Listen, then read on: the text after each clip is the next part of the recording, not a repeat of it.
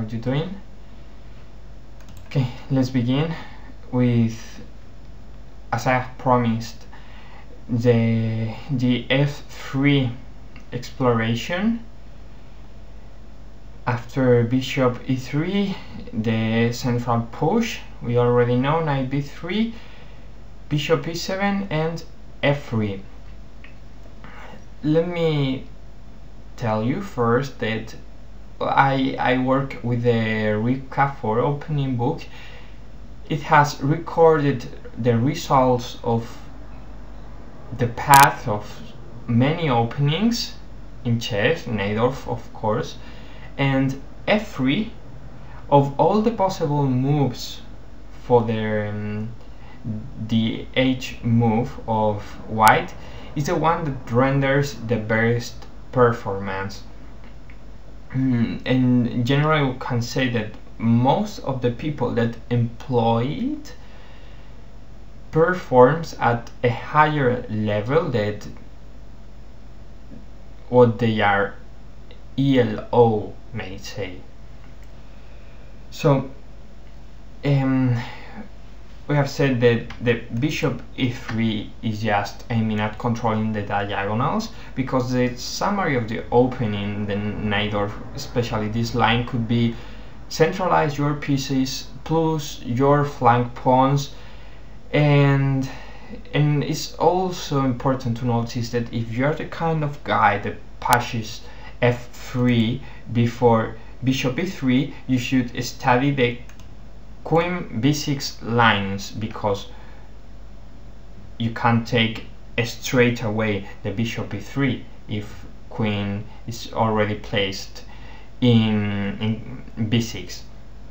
Also important to notice that if with black, if you are a bishop e6 player in the 7th turn, you should study also the f4 lines, which are aiming of course at making the central spot uncomfortable for the bishop. You have to know how to deal with that. Of course, we can look it up on a future investigation.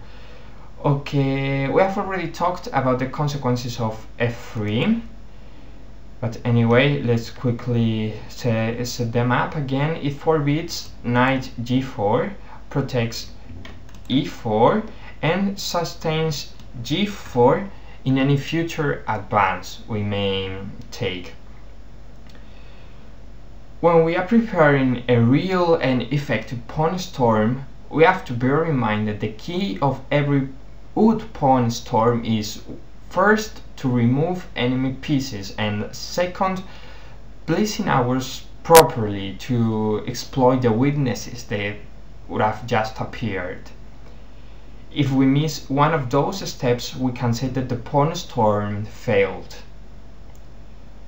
Well, arguably, there is a third reason, that is to make our opponent shit his pants in fear, but any experienced player should recognize objectively which pawn storm is dangerous and which one is a bluff. Okay, let's go on with bishop e6, queen d2, we already know this, g4 and b5. This is just a race. That's the best short definition we can give of this position.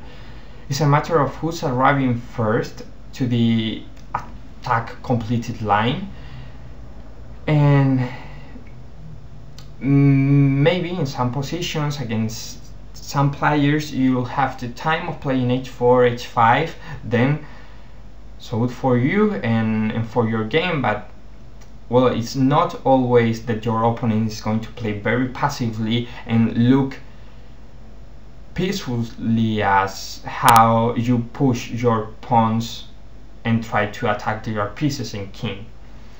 So, of the possible responses, and let's remember that we are seeing the lines without prophylaxis, I mean without h6 or an early h5 or something similar. We can stick to g5 and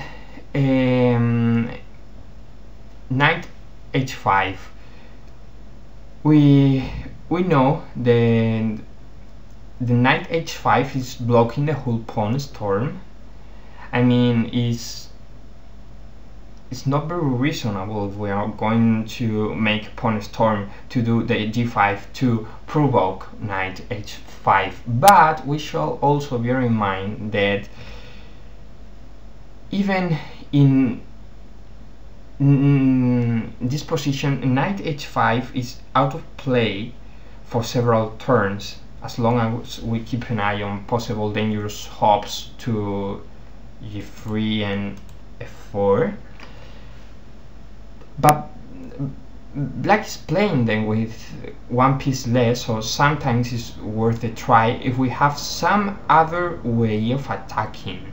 This is important. If we have some other way of attacking, because if we only know how to deal the position, making a pawn storm, and we block our chances of doing a pawn storm, then we're fucked up. But if we know how to take the center, for example, the d5 square is another very thematical block